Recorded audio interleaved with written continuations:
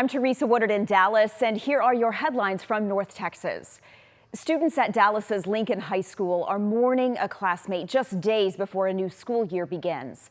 Police say they responded to a call about an unconscious person at an apartment on Mockingbird Friday.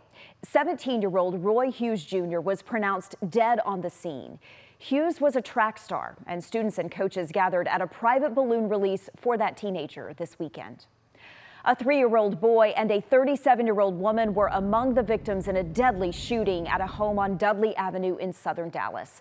The Dallas County Medical Examiner released those identities on Sunday. According to Dallas police, the woman and child were shot by 53-year-old Lalit Pradhan. He also had a gunshot wound when DPD got to the home early Saturday morning.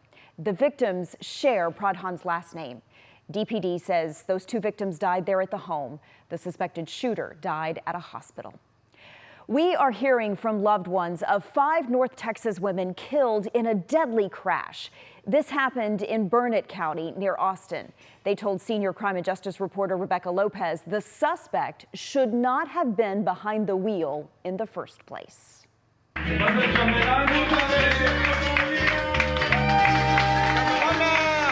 They were best friends since middle school, 5 young women who did everything together. In late June, they celebrated Thalia Salinas' 23rd birthday. They are all here in this video. A week later, they were all gone. I can't express how sad we are, broken, and devastated. Thalia, Ruby Cruz, Brianna Valadez, Jackie Velasco, and Desiree Cervantes died in a fiery crash in Burnett County. They were headed to the lake for Thalia's birthday weekend. Caleb Salinas, her brother, says he saw all of the girls just before they drove off for their trip. They were just so happy. I gave each one of them their last hug, and I'm glad I did. DPS says on July 25th, Cody Talley was driving a horse trailer when he crossed into oncoming traffic, slammed into their SUV. It flipped and caught on fire. Thalia's brother Sal says his dad called him to tell him the devastating news. It felt like a nightmare. Ruby Cruz's younger sister spoke to her that morning. And I told her I loved her. And she told me she loved me too. And that was it. That was it. Now the families want answers after learning the driver, 37-year-old Cody Talley, has a long history of DWIs, assaults, and family violence. According to police, he was driving without a proper permit and without an interlock device required of people with DWI history. His truck didn't have one to get it started. And after the crash, the family says he was allowed to leave the scene. And to our knowledge, no sobriety test was done. No anything. Talley is now charged with 5 counts of aggravated assault, facing up to 20 years. But if he had been intoxicated, the penalties could have been enhanced to up to 100 years in prison. Without a sobriety test, the families may never know. But they're determined to get justice for the girls, the friends who never got to grow old together. In Dallas, I'm Rebecca Lopez. New developments for North Texas homeowners seeing serious issues with their properties. We have told you before about cracks, leaks, and mold that formed just a few years since these homes were built. Tanya Eisler was with the builder in Midlothian as he inspected a home. This was no social call. Hello, hello, hello. No friendly drop-in. How you doing? Donnie Fox, I've heard a lot about you. The founder of Bloomfield Homes came to Donnie Fox's home after our WFA story detailed his complaints. A leaking roof caused mold, now fixed, but there were more issues. Other neighbors had complaints too. One even filed suit. We've also have a lot of compliments. Don Dykstra says they've built 20,000 homes and have a good record. Bloomfield, we're not perfect, but we try really hard. The walkthrough started in the bedroom. Gap shouldn't be there. That's a large gap. On this piece here, I 100% agree that I guess you would remove it and replace it. Dykstra agreed to fix some flooring, even what wasn't required. Let's lean towards agreeing, not towards disagreeing. This is a gorgeous house. I would be proud to live in this house. This is the elephant in the room. The cracked kitchen island. And it just runs all the way over. I see that it's there. Yes. The question is how did it get there and when did it get there? He said he'd consult the granite company. Walk outside.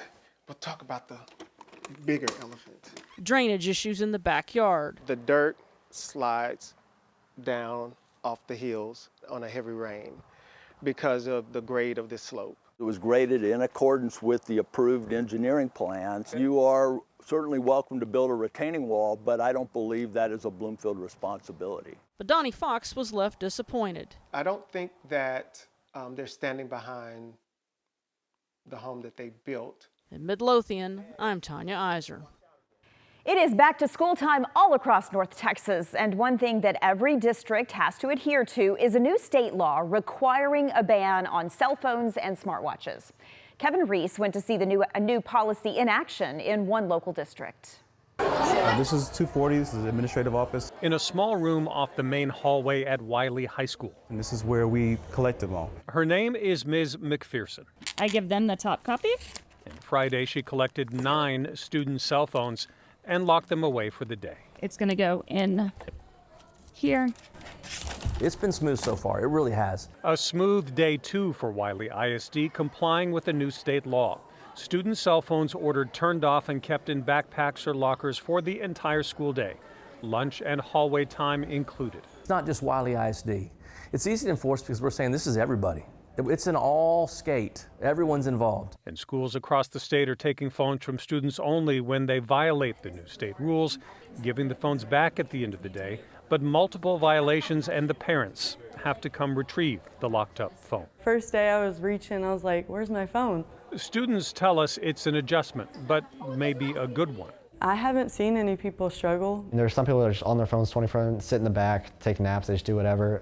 But now that that's gone, like I see them, like they're sitting up, they're paying attention now. The president of the Wiley Council of PTA says most parents are on board, and students always have their phone to use in the event of a true emergency. And exceptions exist for anyone monitoring diabetes or uses phones with hearing aids. We were kind of, trying to figure out how the community's going to embrace it. And we've had more people embrace it than not. School districts across the state this year working to embrace it too.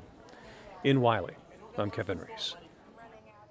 Several community groups are pitching in to help all the kids get ready to go back to school. This is one of those events. The Fort Worth Police Athletic League hosted a backpack and supply giveaway this weekend. Kids could even get free haircuts there on site. And those are your headlines from North Texas.